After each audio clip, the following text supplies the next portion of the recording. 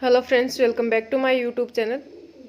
MCQ series का second part हम करने वाले हैं। एमसीक्यू सीरीज़ जो हमने कल से स्टार्ट करी थी, तो 10 नंबर ऑफ क्वेश्चंस हमने कल किए थे। आज नेक्स्ट 10 नंबर ऑफ क्वेश्चंस हम यहाँ पे कर रहे हैं आरएसएम एसएसबी जेई के लिए।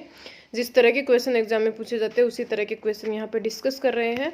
और आज मैं लेकर आई हूँ सिर्फ और सिर्फ पावर सिस्टम से रिलेटेड क्वेश्चंस। तो देखिए आपका कितना नॉलेज है वो भी चेक कर सकते हैं, कितना आपको आता है, कितना आपकी प्रिपरेशन है उस हिसाब से। तो चलिए स्टार्ट करते हैं। अगर चैनल को सब्सक्राइब नहीं किया है तो सब्सक्राइब कर लीजिए, और अगर पिछला वीडियो अभी तक नहीं देखा है तो चैनल पे जाके दे सकते हैं आरएसएम एसएसबी जेई प्लेलिस्ट में। तो आज का क्वेश्चन नंबर 11 है अपने पास। The values of A B C D, ये डी है, A B C D constants for at short transmission line are respectively. अपने पास A B C D constant होते हैं शॉर्ट ट्रांसमिशन लाइन के लिए। शॉर्ट ट्रांसमिशन लाइन कौन सी होती है? जिसके अंदर हम आर और एक्स को ही इंक्लूड करते हैं, मतलब आर और एक्स को करते हैं, और जब फॉल्ट कैलकुलेशन कर रहे होते हैं तो आर को भी हटा देते हैं। तो वो वाली ट्रांसमिशन लाइन हमारी शॉर्ट ट्रांसमिशन लाइन होती है। उसमें A B C D constant जो होते हैं उसके अंदर एक होता है आपका जेड पैरामीटर के रूप में होती है। अगर इम्पीडेंस दिया हुआ रहता है, एडमिटेंस दिया रहता है, तो वाई की फॉर्म में लिखते हैं। तो A B C D constant क्या होते हैं? तो अगर जेड की फॉर्म में बात करें तो ये आपके पास होते हैं, सबको पता होगा, ये 1 जेड 0 1। और अगर वाई की फॉर्म में बात करें तो ये होते हैं 1 0 वाई 1। ठीक है, वाई और 1 ये हो जाएगा आपका। तो ऑप्शन सी करेक्ट आंसर हो जाएगा 1 0 वाई 1, 1 जेड 0 1। ठीक है, 1 जेड 0 1 जेड की फॉर्म में पूछा है। नेक्स्ट क्वेश्चन देखते हैं। क्वेश्चन नंबर 12 है। If a generator off 250 MVA rating has an inertia constant of 6 mega joule पर MVA, it's inertia constant on 100 MVA base is. एक जनरेटर दे रखा है जिसका रेटिंग है अपने पास 250 MVA और उसका इनर्शिया कांस्टेंट दे रखा है 6 मेगा जूल पर MVA। तो आपको जो है बेस के ऊपर दे रखा 250 MVA बेस पे दे रखा है। जब आपको पूछा है कि अगर 100 MVA बेस लेंगे तब इनर्शिया कांस्टेंट क्या होगा, तो उसको किस तरह से निकालेंगे आपको? तो ये आपका हो जाएगा 6 mega joule upon MVA। Unit को आप कैलकुलेट कर सकते हैं इनटू जो आपका जिस बेस पे ऑलरेडी दे रखा था इनटू 250, और जिस न्यू बेस पे आपको निकालना है इनटू 100। तो ये क्या कितना हो जाएगा आपका 1500 अपॉन 100। तो ये आपका 15 हो जाएगा। अब यहाँ पे आपका था 6 तो था मेगा जूल पर MVA, इंटू MVA कर दिया तो ये मेगा जूल रह गया, नीचे वाले का MVA, तो फिर से मेगा जूल पर MVA आ जाएगा। इनर्शिया कांस्टेंट की यूनिट भी यही होती है। तो ऑप्शन ए करेक्ट आंसर हो जाएगा 15 मेगा जूल पर MVA। ठीक है, इस तरह के बेस से रिलेटेड काफ़ी क्वेश्चन आते हैं। अगर इम्पीडेंस दे रखा रहता है उसके बाद पूछते हैं कि इतने बेस पे ये है, तो इतने बेस पे क्या होगा, जिसमें KVA और वोल्टेज रेटिंग दे रखी होती है। नेक्स्ट क्वेश्चन नंबर 13 है। In the case of a HVDC system there is. HVDC system होता है अपने पास, उसके अंदर कुछ ऑप्शंस दे रखे हैं, हमें पूछा है कि कौन सा इसमें से करेक्ट है। ए में दे रखा charging current but no skin effect. Question क्या है? There is charging current but no skin effect. तो स्किन इफेक्ट तो अपने पास नहीं होता है HVDC सिस्टम के केस में। अपने पास फ्रीक्वेंसी मिनिमम हो जाती है, वहाँ पे फ्रीक्वेंसी पे डिपेंड करता है अपना स्किन इफेक्ट। तो HVDC के केस के अंदर होगा नहीं। तो चार्जिंग करंट दे रखा है, लेकिन बी में दे रखा no charging current but skin effect, तो ये तो होगा ही नहीं आपका, स्किन इफेक्ट नहीं होता है HVDC में। थर्ड दे रखा नाइदर चार्जिंग करंट नोर स्किन इफेक्ट, तो ऑप्शन सी करेक्ट आंसर हो जाएगा। HVDC के केस के अंदर सबसे ज़्यादा एडवांटेज यही होता है कि चार्जिंग करंट नहीं होती है और स्किन इफेक्ट भी नहीं होता है, क्योंकि ये AC के केस में ही होते हैं। नेक्स्ट आपका देखते हैं स्किन इफेक्ट, और इसकी जगह एक कोरोना भी देख सकते हैं। अगर फ्रीक्वेंसी जो है HVDC के केस में होती नहीं है, मिनिमम होती है, तो उसमें कोरोना इफेक्ट जो होता है वो भी मिनिमम होता है। नेक्स्ट क्वेश्चन है अपना। Shunt compensation in an EHV extra high voltage line is used to improve.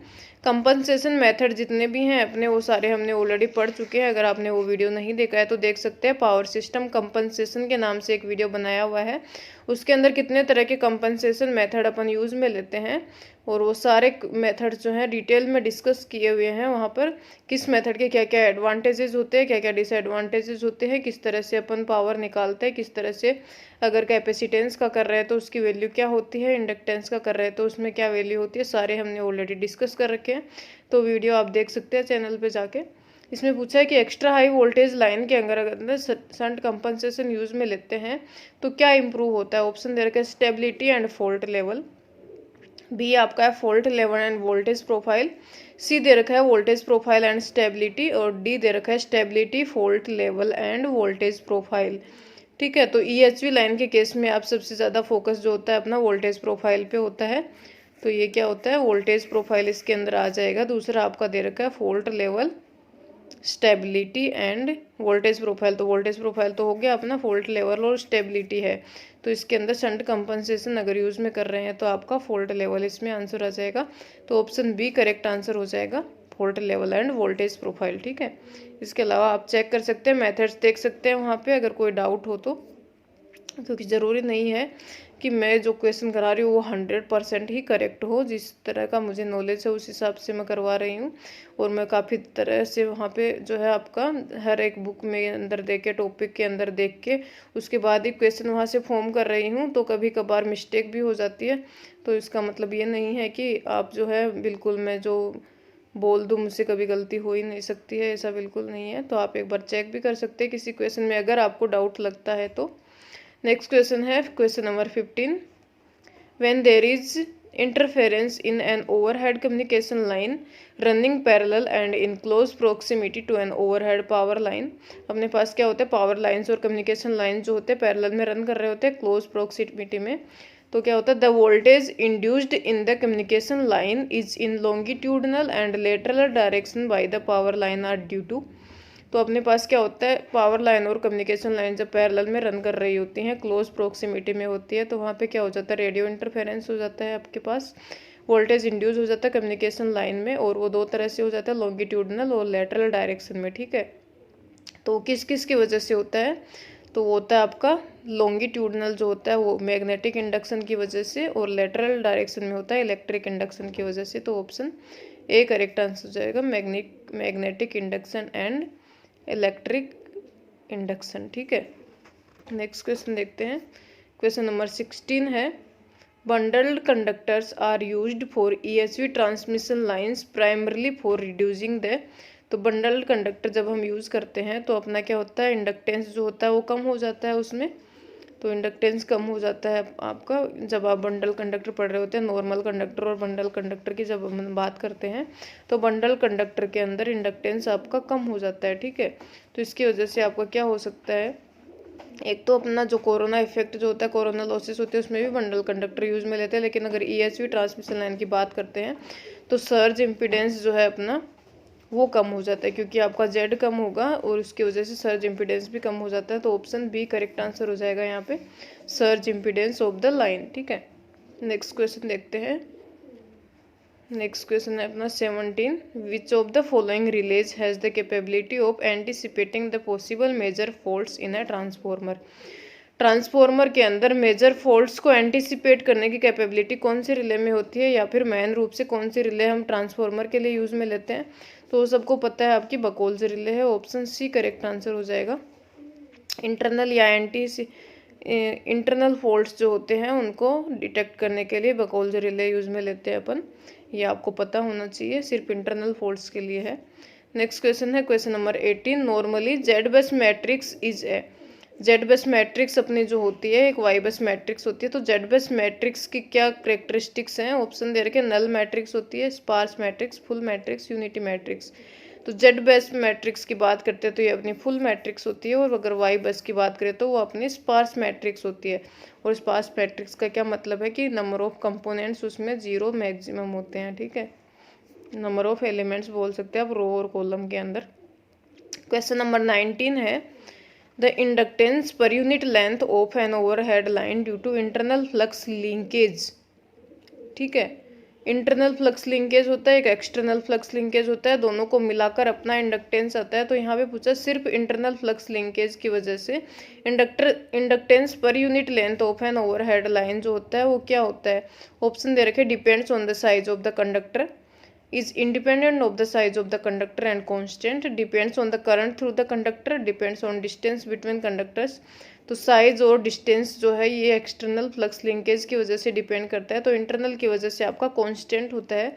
तो ऑप्शन बी करेक्ट आंसर हो जाएगा, is independent of the size of the conductor and constant.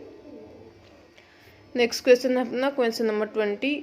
In load flow analysis the load at a bus represented as. जब अपन load flow analysis कर रहे होते हैं तो अपने पास सोर्स होता है और लोड होता है, तो दोनों को अलग अलग तरीके से रिप्रेजेंट करते हैं अपन। तो लोड को किस तरह से रिप्रेजेंट करते हैं अपन, तो लोड को अपन करते हैं real and reactive power, constant real and reactive powers drawn from the bus. इस तरह से अपन पी और क्यू की फॉर्म में रिप्रेजेंट करते हैं लोड को। तो ऑप्शन सी करेक्ट आंसर हो जाएगा, constant real and reactive powers drawn from the bus. ठीक है, तो यहाँ पे आपने 20 क्वेश्चंस कंप्लीट होते हैं। आज के क्वेश्चन में पावर सिस्टम से खास करके काफ़ी अलग चूज करके लाई हूँ। जो हमने पहले 100 नंबर ऑफ क्वेश्चन या 50 number of question 50 50 50 150 number of MCQ हमने ऑलरेडी कर रखे हैं पावर सिस्टम पे। उनके अलावा एक क्वेश्चन है, अगर आपने अभी तक वो वीडियोस नहीं देखे हैं तो देख सकते हैं पावर सिस्टम की प्लेलिस्ट में जाकर, वहाँ पे हमने काफ़ी MCQ सीरीज़ करी हैं और ये मैं अलग से क्वेश्चंस लेकर आई हूँ। इसके बाद हम नेक्स्ट क्वेश्चन करेंगे अगले सेशन में। तो आज के लिए इतना ही। अगर वीडियो यूज़फुल लगा हो तो लाइक कीजिए, चैनल को सब्सक्राइब कर लीजिए और आने वाले वीडियोज़ के लिए बेल आइकन प्रेस कर लीजिए और अपनी प्रिपरेशन कंटिन्यू रखिए। Thank you so much and have a nice day.